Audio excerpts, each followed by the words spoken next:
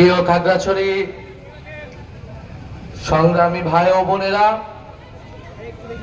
খাগড়াছড়িতে বসবাসরত বাঙালি, চাকমা, মারমা, ত্রিপুরা সহ অন্য সকল জাতিগোষ্ঠীর প্রতি সালাম এবং শুভেচ্ছা জানাই জাতীয় নাগরিক পার্টির পক্ষ থেকে। আপনারা জানেন, ঢাকায় একটি মর্মান্তিক ঘটনা ঘটে গিয়েছে। মাইলস্টোন কলেজে বিমান দুর্ঘটনায় প্রচুর হতাহতের ঘটনা ঘটেছে। আমরা শোক প্রকাশ করছি সেই ঘটনায় এবং আমরা দোয়া করি, প্রার্থনা করি যাতে যারা আহত হয়েছে তারা দ্রুত সুস্থ হয়ে যাবে এবং এই ঘটনার হতাহতের পরিমাণ যত কম হবে ততই আমাদের জন্য মঙ্গল। আপনারা প্রত্যেকের জায়গা থেকে দোয়া প্রার্থনা করবেন এবং সারা বাংলাদেশের মানুষকে আমরা এগিয়ে আসার জন্য ঐক্যবদ্ধভাবে এই পরিস্থিতি মোকাবেলার জন্য আহ্বান জানাই, অনুরোধ করি। প্রিয় খাগড়াছড়িবাসী, আমরা দেশ গড়তে জুলাই পদযাত্রায় প্রত্যেকটি জেলায় যাচ্ছি। সেই ধারাবাহিকতায় আজকে আমরা আপনাদের জেলাতেও এসেছি। আমরা এর আগে বান্দরবন এবং রাঙামাটিতেও গিয়েছি, সেখানেও আমরা কিছু কথা বলেছি। মোটা দাগে পার্বত্য অঞ্চলের 3টি জেলার সমস্যাগুলো কাছাকাছি। এখানে অনেকগুলো জাতিগোষ্ঠী বসবাস করে। এই জাতিগোষ্ঠীগুলোর মধ্যে অনেক ধরনের দ্বন্দ্ব, পরিচয়ের দ্বন্দ্ব আমরা বিভিন্ন সময় দেখি। কিন্তু একটা জায়গায় আপনাদের সবাইকে ঐক্যমত হতে হবে যে অর্থনৈতিক উন্নয়নের ক্ষেত্রে, শিক্ষা, স্বাস্থ্য সুবিধার ক্ষেত্রে কিন্তু আপনারা প্রত্যেকটা জনগোষ্ঠী বঞ্চিত। যারা পাহাড়ে বসবাস করেন, সে বাঙালি হোক, চাকমা হোক, মারমা বা পাহাড়ি যে কোনো জনগোষ্ঠী হোক না কেন, ফলে পাহাড়ের যদি উন্নয়ন ঘটাতে হয় তাহলে আসলে আপনাদের ঐক্যের কোনো বিকল্প নেই, সম্প্রীতির কোনো বিকল্প নেই। কারণ পাহাড়ে যদি শিক্ষা বিস্তার ঘটে, স্কুল, কলেজ, বিশ্ববিদ্যালয় ভালোভাবে প্রতিষ্ঠিত এবং পরিচালনা হয়, স্বাস্থ্য ব্যবস্থার বিস্তৃতি ঘটে, এর সুবিধা, সুযোগ সুবিধা সকল জনগোষ্ঠীই পাবে আসলে। মানে আপনারা আপনাদের নিজেদের সুবিধার জন্য, নিজেদের স্বার্থের জন্য সকল জনগোষ্ঠীর আসলে ঐক্যবদ্ধ হতে হবে এবং সম্প্রীতির সাথে এই পাহাড়কে এগিয়ে নিয়ে যেতে হবে। বাংলাদেশের সার্বভৌমত্ব, আঞ্চলিক অখণ্ডতা, জাতীয় নিরাপত্তা সবকিছুকে মাথায় রেখেই আমাদের সকল জনগোষ্ঠীর এই ঐক্য, সৌহার্দ্য এবং সম্প্রীতি প্রয়োজন। আমরা সেই সম্প্রীতি এবং ঐক্যের বার্তা নিয়ে জাতীয় নাগরিক পার্টি আপনাদের কাছে এসেছি। দ্বিতীয়ত, আমরা বাংলাদেশকে একটি বহু ভাষা এবং বহু সংস্কৃতির দেশ হিসেবে গড়ে তুলতে চাই। কারণ ঐতিহাসিকভাবে এই বদ্বীপ অঞ্চল, এখানে বহু ভাষা, সংস্কৃতি, ধর্ম এবং সভ্যতার মিলন কেন্দ্র ছিল। ফলে এটা আমাদের ইতিহাস, ঐতিহ্যের অংশ এবং এটা আমাদের শক্তির জায়গা যে আমরা কত বেশি বৈচিত্র্যকে ধারণ করতে পারি। একটা রাষ্ট্র কত বেশি বৈচিত্র্যকে ধারণ করতে পারে। আমাদের সংবিধানে এই বৈচিত্র্যকে অস্বীকার করা হয়েছিল। এই সকল জনগোষ্ঠীর অন্তর্ভুক্তি 72 সালে সংবিধানে নিশ্চিত করা হয়নি।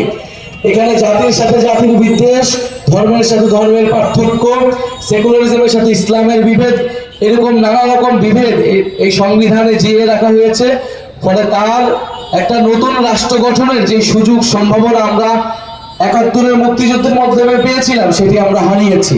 কিন্তু 2024-এর পরে, গণ অভ্যুত্থানের পরে যে নতুন জাতীয় ঐক্য তৈরি হয়েছে, যে নতুন সম্ভাবনা তৈরি হয়েছে, এই সম্ভাবনা, সুযোগ আমরা হারাতে চাই না। ফলে বিচার সংস্কার এবং নতুন সংবিধানের দাবিতে আমাদের এই জুলাই পদযাত্রা শুরু হয়েছে। আমরা চাই আপনারাও এই নতুন সংবিধানের দাবিতে, আপনার জাতিগোষ্ঠীর অন্তর্ভুক্তির দাবিতে, আপনার পরিচয় স্বীকৃতি এবং পাহাড়ি বাঙালি সবার মানবাধিকার, নাগরিক অধিকার, নাগরিক মর্যাদা নিশ্চিত দাবিতে সকলকে ঐক্যবদ্ধ হতে হবে, সকলকে এই দাবি উঠাতে হবে। পাহাড় হোক, সমতল হোক, আমাদের একটি নতুন সংবিধান লাগবে, একটি নতুন বাংলাদেশ লাগবে, একটি নতুন খাগড়াছড়ি লাগবে।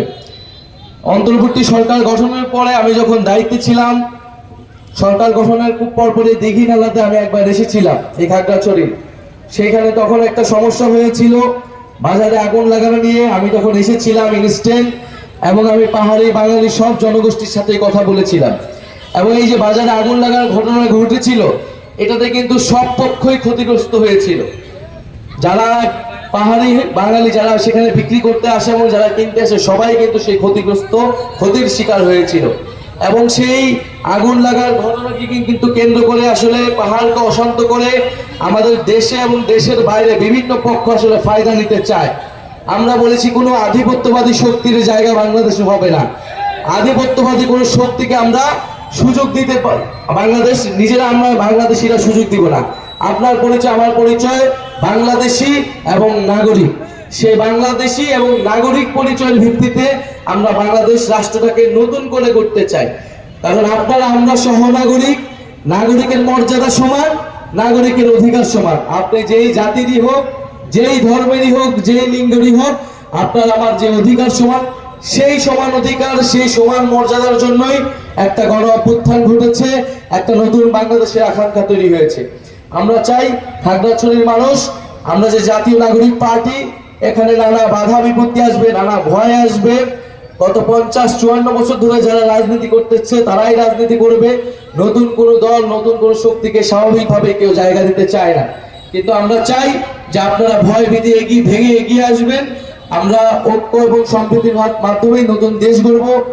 যারা অন্য রাজনৈতিক দল আছেন, আমরা সবার প্রতি আহ্বান জানাবো যে দেশ গঠনে এই পাহাড়কে নতুন করে গঠন করতে, পাহাড়ের মানুষের অর্থনৈতিক, সাংস্কৃতিক, ধর্মীয় অধিকারের পক্ষে, রাজনৈতিক অধিকারের পক্ষে আমরা সবাই যাতে ঐক্যবদ্ধ হই, সবাই সেই জায়গাটা নিশ্চিত করে সেই আহ্বান জানাবো।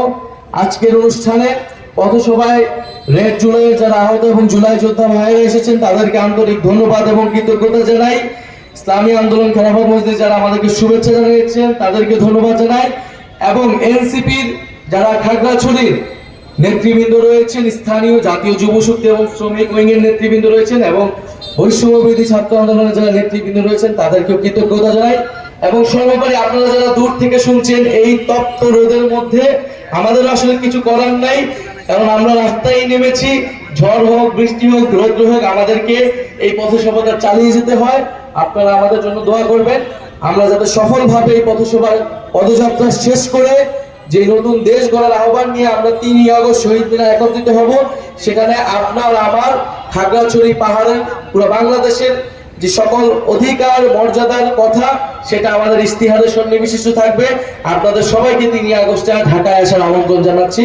আসসালামু আলাইকুম। ইনকিলাব জিন্দাবাদ।